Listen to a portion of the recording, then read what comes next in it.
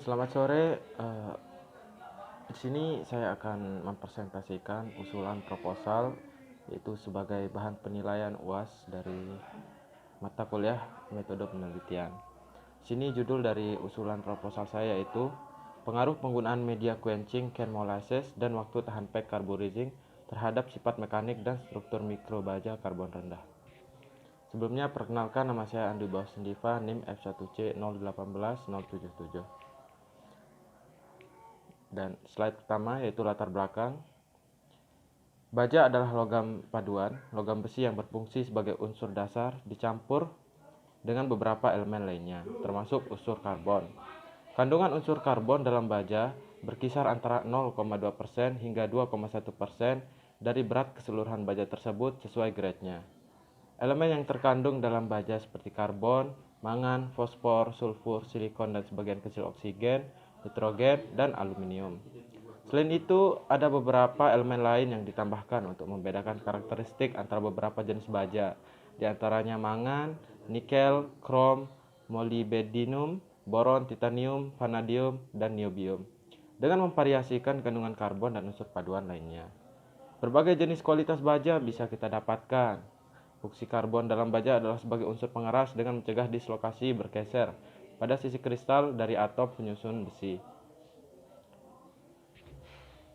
Selanjutnya untuk rumusan masalahnya, yang pertama yaitu rumusan masalah dari penelitian ini adalah bagaimana pengaruh penggunaan media quenching can molasses dan waktu tahan pack carburizing terhadap sifat mekanik dan struktur mikrobaja karbon rendah.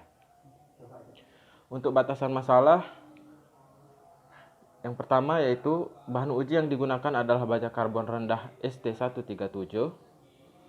Dan yang kedua, serbuk tulang sapi Bali, arang yang digunakan arang kayu jati. Yang ketiga, suhu pack carburizing 900 derajat Celcius.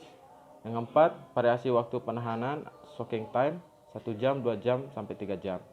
Persentase perbandingan antara serbuk tulang sapi dan arang kayu jati sebagai media karburasi. Serbuk tulang sapi 30% berbanding 70% arang kayu jati.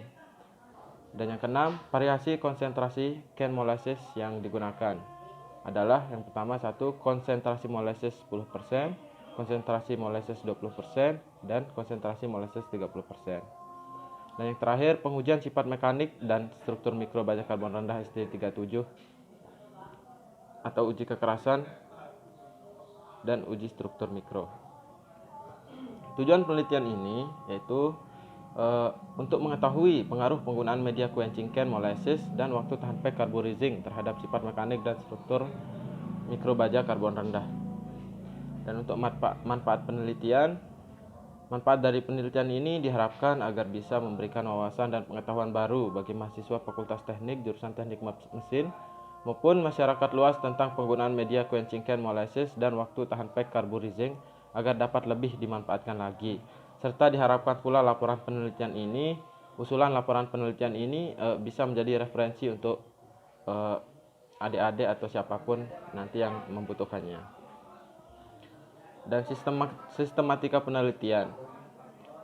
Yang pertama, bab 1 ada pendahuluan, bab 2 landasan teori, bab 3 metode penelitian, bab 4 hasil dan pembahasan, dan bab 5 kesimpulan dan saran.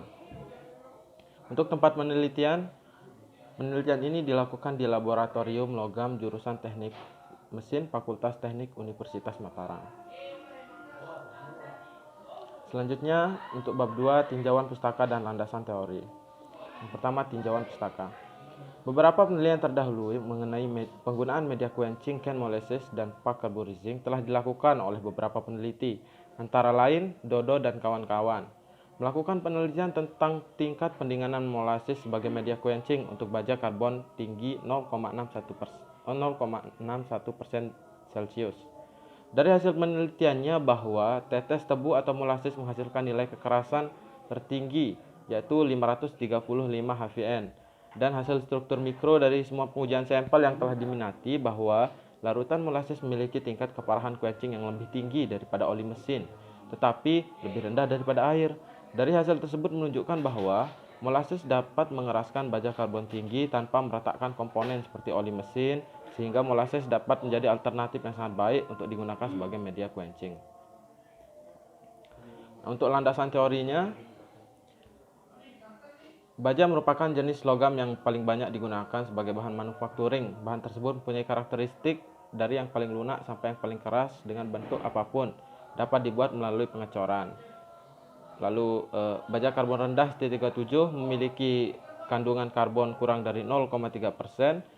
Yang baja ini sering dipakai untuk konstruksi-konstruksi mesin yang saling bergesekan seperti roda gigi, poros, dan lain-lain. Namun kekerasan permukaan dari baja tersebut tergolong rendah, sehingga sebelum digunakan untuk konstruksi-konstruksi yang disebutkan di atas, maka diperlukan modifikasi atau diberikan perlakuan khusus untuk meningkatkan kekerasan pada permukaannya. Yang ketiga yaitu carburizing, yang merupakan suatu proses penambahan unsur karbon pada permukaan suatu komponen secara difusi untuk memperbaiki sifat fisik dan mekanisnya. Proses ini biasanya dilakukan terhadap baja karbon rendah. Saat ini proses carburizing masih banyak digunakan, meskipun dengan metode pack carburizing yang sederhana. Nah, pack carburizing ini merupakan sebuah metode dalam penambahan unsur karbon pada permukaan yang dibedakan berdasarkan media karburasinya, yaitu gas, cair, dan padat. Pack carburizing ini metode carburizing yang paling sederhana dibanding metode cair dan gas karena dapat dilakukan dengan peralatan yang sederhana. Dan yang berikutnya yaitu serbuk tulang sapi. Tulang sapi merupakan salah satu komponen dari limbah RPH. Tulang potensinya cukup besar mengingat bobot yang dihasilkan cukup besar, yakni mencapai 15% dari berat bobot. Bahan padatan utama tulang mengandung kristal kalsium hidroksiapid dan kalsium karbonat yang berpotensi digunakan sebagai adsorben aktif, yakni tulang yang diproses demikian rupa sehingga mempunyai kemampuan absorpsi yang tinggi terhadap bahan yang berbentuk padat maupun larutan. Selanjutnya arang kayu jati. Kayu jati merupakan salah satu jenis kayu yang bernilai ekonomis tinggi dan paling banyak dimanfaatkan oleh masyarakat. Dengan demikian, potensi limbah yang dihasilkan juga sangat baik dan yang berasal dari limbah penebangan pohon, limbah eksploitasi, maupun dari limbah industri penggergajian. Limbah ini biasanya hanya dibuang atau dimusnahkan. Oleh karena itu, diperlukan suatu upaya untuk memanfaatkan limbah tersebut sehingga dapat mempunyai nilai tambah. Salah satu jenis pemanfaatan limbah-limbah ini adalah dengan cara mengubahnya menjadi energi alternatif berupa arang. Untuk metode penelitian, sesuai dengan diagram yang terdapat pada slide-nya. Yang pertama, lalu studi literatur, persiapan alat dan bahan, kemudian persiapan serbuk tulang sapi, arang kayu, molasses, serta bahan uji, lalu pencampuran serbuk tulang sapi dan arang kayu jati pada cetakan untuk proses pack carburizing dengan persentase yaitu serbuk tulang sapi 30% berbanding 70% arang kayu jati. Untuk proses pack carburizing pada baja ST37 dengan suhu 900 derajat Celcius dengan pembagian 3 variasi waktu penahanan yaitu 1 jam, 2 jam, dan 3 jam. Lalu proses pendinginan dengan can molasses dengan 3 variasi campuran persentase volume yaitu 10%, 20%, dan 30%. Selanjutnya ada pembersihan spesimen menggunakan kain lap. Lalu yang terakhir ada pengujian. Yang pertama ada uji kekerasan, uji impact, dan uji struktur mikro. Setelah itu pengolahan data. Untuk alat dan bahan yang digunakan, yang pertama yaitu ada oven pemanas, alat uji kekerasan, alat uji impact, mikroskop metalurgi, mounting press, mesin pemotong baja, mesin polishing, kotak karburasi, penggaris, kain lap, amplas, dan wadah.